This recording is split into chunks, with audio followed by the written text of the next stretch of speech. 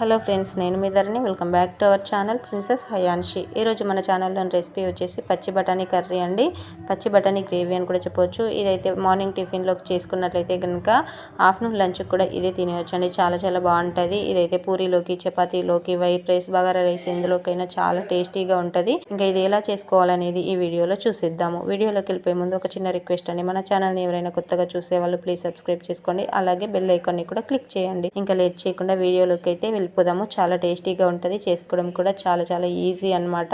పచ్చి బఠానీ కర్రీ కోసం ముందుగా స్టవ్ అంటించుకొని కడాయి పెట్టుకొని 3 టేబుల్ స్పూన్స్ వరకు ఆయిల్ వేసుకొని అయితే వేడి చేసుకోవాలి. ఆయిల్ వేడవగానే ఇందులోకి 2 లవంగాలు, 1 ఇలాచి, కొద్దిగా అనాస పువ్వు, పట్ట చెక్క, సాజీరా, జీలకర్ర ఇవన్నీ కూడా వేసి అయితే ఫ్రై చేసుకోవాలన్నమాట. ఇందులోకి నేను 1 బిర్యానీ ఆకును కూడా చించేసి అయితే వేసుకున్నానండి. ఫ్రై అయిన తర్వాత ఇందులోకి ఉన్న ఆనియన్స్, పచ్చిమిర్చి ముక్కల్ని కూడా వేసుకొని అయితే బ్రౌన్ కలర్ వచ్చేంత వరకు ఫ్రై చేసుకోవాలి. ఇవి ఫ్రై అయిన తర్వాత ఇందులోకి అల్లం వెల్లుల్లి పేస్ట్, పసుపు, సాల్ట్ ను కూడా వేసుకొని అల్లం వెల్లుల్లి పేస్ట్ పచ్చివాసన పోయేంత వరకు కలుపుతూ ఫ్రై చేసుకోవాలి. అల్లం వెల్లుల్లి పేస్ట్ పచ్చివాసన పోయిన తర్వాత ఇందులోకి టమాటా ప్యూరీని అయితే వేసుకోవాలన్నమాట. టమాటా ప్యూరీ ముందుగానే నేను చేసి పెట్టుకున్నానండి. ఒక 3 మీడియం సైజ్ టమాటాలను అయితే తీసుకొని ప్యూరీ చేసుకొని అయితే పెట్టుకున్నా. నేను ఇక్కడ చూపించి వేసుకునేవన్నీ కూడా మనం తీసుకున్న పచ్చి బఠానీ క్వాంటిటీని బట్టి అయితే వేసుకోవాలండి. నేను ఇక్కడ 1/2 కేజీ పచ్చి బఠానీ తీసుకున్నా, దానికి సరిపడానైతే వేసుకుంటున్నా. మీరు పచ్చి బఠానీ ఎక్కువ తీసుకున్నా, తక్కువ తీసుకున్న క్వాంటిటీని బట్టి అయితే ఇవన్నీ వేసుకోవాలి. గ్రేవీ ఎక్కువగా కావాలి అంటే టమాటా ప్యూరీ కొద్దిగా ఎక్కువగా వేసుకోవచ్చు, కానీ అందులోకి సరిపోయే అంత పసుపు, కారం, మసాలాలన్నీ కూడా వేసుకోవాలి. చూసారు కదా, టమాటా ప్యూరీ మొత్తం వేసుకున్న తర్వాత కలుపుతూ ఆయిల్ పైకి తేలిన తర్వాత కొద్దిగా కరివేపాకు, కొద్దిగా కారం కూడా వేసుకొని అయితే మళ్ళీ కొంచెం సేపు కలుపుకుంటే ఆయిల్ ఇలా పైకి వచ్చేస్తుంది.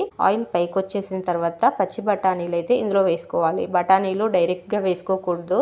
ఇవి కొద్దిగా ఉడికించుకొని అయితే ఇందులో వేసుకోవాలి. ఇందులో ఉడికించుకుంటే పుల్ల పుల్లగా అంత బాగోవు.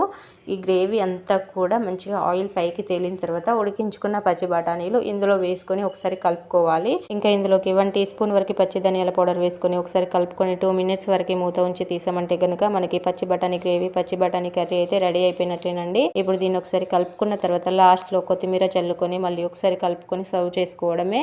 ఎంత ఈజీగా అయిపోయింది చూసారు కదా. ఇదైతే మీరు మార్నింగ్ టిఫిన్ లోకి చేసుకుంటేనైతే కొద్దిగా స్పైసెస్ తక్కువగా వేసుకోండి. లంచ్ లోకి కూడా కావాలి అంటే సరిపడా వేసుకుంటేనే బాగుంటది. ఎంత ఈజీగా ఫాస్ట్ గా అయిపోయిందో రెసిపీ మీరే చూసారు కదా. ఇంత ఫాస్ట్ గా ఈజీగా చేసుకునే రెసిపీ టేస్ట్ ఎలా ఉంటుందో చూడాలని లేదా? చూడాలని ఉంటే ఒకసారి ట్రై చేయండి. బఠానీ కర్రీ అయితే చాలా చాలా బాగుంటది. ఇంకా బఠానీలు ఇష్టం లేని వాళ్ళు, నచ్చిన వాళ్ళకైతే ఒక్కసారి ఇలా చేసి అయితే పెట్టండి.